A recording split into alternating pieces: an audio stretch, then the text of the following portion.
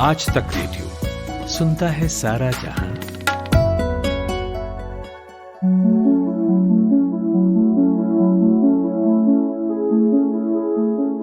Corona काल में एक तरफ लोग इस जानलेवा वायरस से बचने की कोशिश कर रहे हैं, तो दूसरी तरफ इसके फैलने के अलग अलग जरिए सबकी चिंता भी बढ़ा रहे हैं।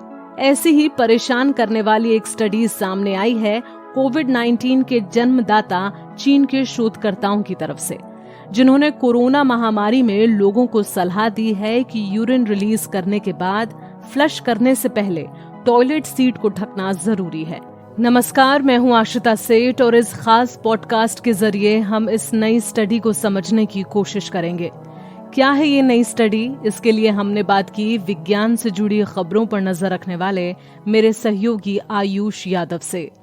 ये जो नई स्टडी आई है इससे ये है कि हमारे जो टॉयलेट्स हैं वो कैसे एक खतरनाक माहौल है वायरस इन्फेक्शन के लिए। फिजिक्स ऑफ फ्लूइड्स नाम का एक जर्नल है, उसमें यह बताया गया है कि टॉयलेट को फ्लश करने से कैसे एक एरोसॉल ड्रॉपलेट्स का क्लाउड बनता है और जो 3 फीट तक ऊपर उठता है। और ये हम जानते हैं कि वायरस टाइनी ड्रॉपलेट्स में रहता है, जैसे हम छींकते हैं खांसते भी हैं तो वो ड्रॉपलेट्स के साथ बाहर जाता है और तब इन्फेक्शन होता है।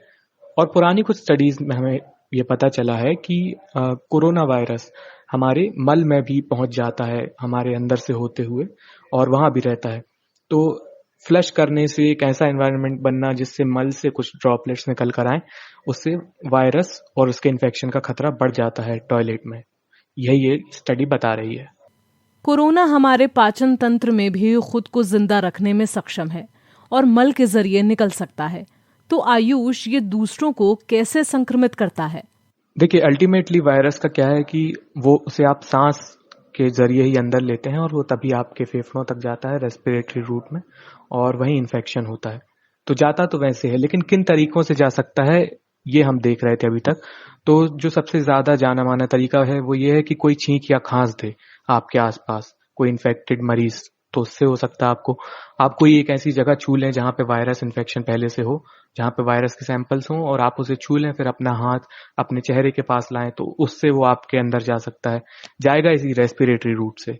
अब एक और चीज हो गई है कि जब फ्लश किया जाता है टॉयलेट को, तो एक ऐसा समझिए कि छोटा सा एक चक्रवात बनता है ना, हम देखते हैं, तो वहां से क्या होता है कि छोटे छोटे ड्रॉपलेट्स ऊपर उठते हैं हवा में। करीब 6000 एक कंप्यूटर सिमुलेशन में पाया गया, और इसमें से जो करीब 40 से 60% ड्रॉपलेट्स होती हैं, छोटी छोटी ड्रॉपलेट्स जो हमें आंखों से नहीं दिखती, वो 3 फीट तक ऊपर जाती हैं सीट के। तो और वो बहुत देर तक सस्पेंडेड रहती हैं एयर में। तो अब अगला व्यक्ति कौन यूज कर रहा है, कितनी देर में यूज कर रहा है, वो कहीं सरफेसेस पे सेटल हो जा रहा है टॉयलेट की बेसिन्स वगैरह पे, तो उससे वायरस इन्फेक्शन का खतरा बढ़ गया है। अब यानी वॉशरूम में अगर कोरोना से बचना है तो फ्लश करते समय लिड ढकने का ख्याल भी अब लोगों को रखना ही होगा। जिन रिसर्चर्स ने ये स्टडी की है उन्होंने तो यही सलाह दी है कि आप अपनी लिड को ढककर फ्लश करें तो बेहतर होगा। आप ऐसा समझिए कि लिड को ढकना ऐसा है जैसे हमारा मास्क पहनना है। तो मास्क क्या करता है, मास्क कोई छींकता खांसता है तो उस वायरस को वहीं पे रोक देता है या उसकी दूरी कम कर देता है ताकि वो ज्यादा आगे तक ना जाए और किसी को इन्फेक्ट ना करे।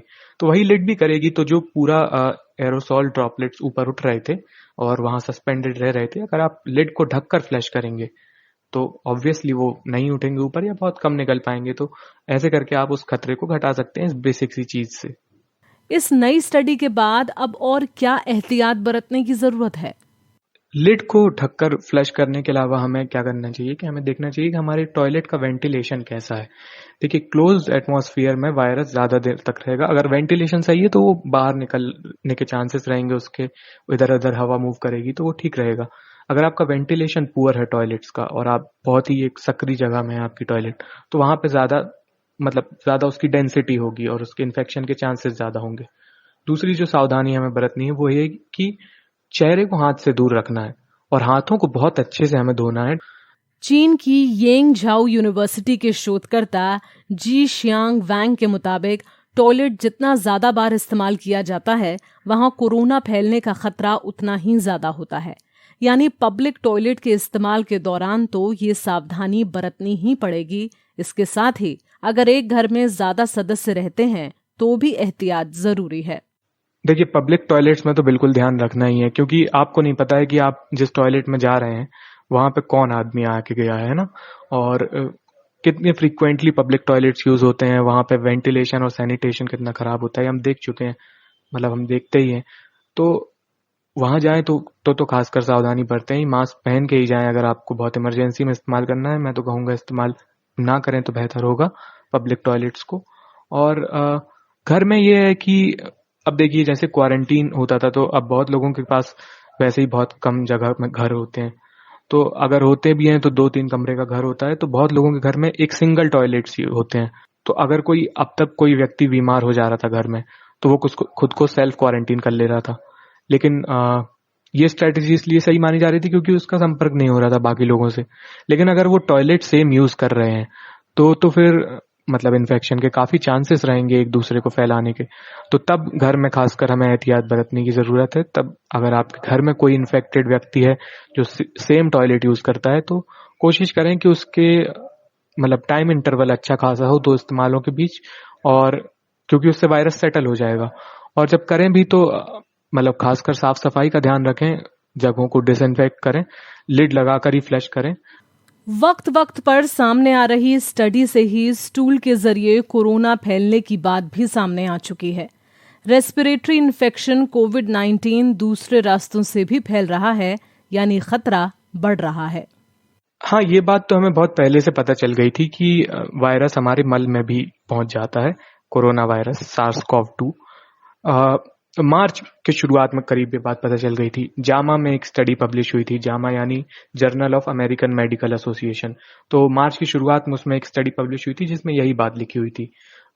चाइना में गैस्ट्रोएंट्रोलॉजी का एक जर्नल है, उसमें मार्च में ये स्टडी पब्लिश हुई थी जिसमें 73 पेशेंट्स के ऊपर जो हॉस्पिटलाइज थे उनकी सैंपल्स की जांच की गई थी। यूरिन सैंपल्स थे, टिश्यू सैंपल्स, ब्लड सैंपल्स और मल के सैंपल्स भी थे। तो उसमें ये पाया गया था कि मल में कोरोना वायरस पहुंच रहा है। और उससे भी पहले मतलब समझा ऐसा जाता था कि corona virus respiratory infection cause करता है, तो हमारे नाक और मुंह से अंदर जाता है और यहीं रेस्पिरेटरी ट्रैक्ट तक अंदर रह जाता है। लेकिन फिर बाद में ये पता चला कि जो हमारी स्मॉल इंटेस्टाइन है, जो छोटी नली है, वहां पे भी कुछ सेल रिसेप्टर्स में वो पहुंच जाता है, और फिर वहां से होते हुए ये इन बाकी स्टडीज से ये पता चली गया कि फिर हमारे मल में भी वो पहुंच जाता है। लेकिन वो फ्लश करने पे कैसा एरोसॉल ड्रॉपलेट बनता है, इसके कंप्यूटर सिमुलेशंस अभी आए हैं। ये सिमुलेशन बेस्ड स्टडीज हैं, असली स्टडीज आने में थोड़ा और टाइम लगेगा मेरे ख्याल से। लेकिन यही है कि तब तक हमें सावधानी बरतनी चाहिए। एक इंसान दिन में औसतन 5 बार टॉयलेट फ्लश का प्रयोग करता है।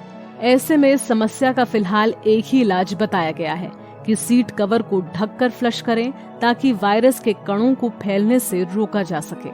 आपको हमारा ये पॉडकास्ट कैसा लगा, आप हमें radio@aajtak.com पर ईमेल करके भी बता सकते हैं। अब मुझे यानी आशिता सेठ को दीजिए इजाजत। नमस्कार।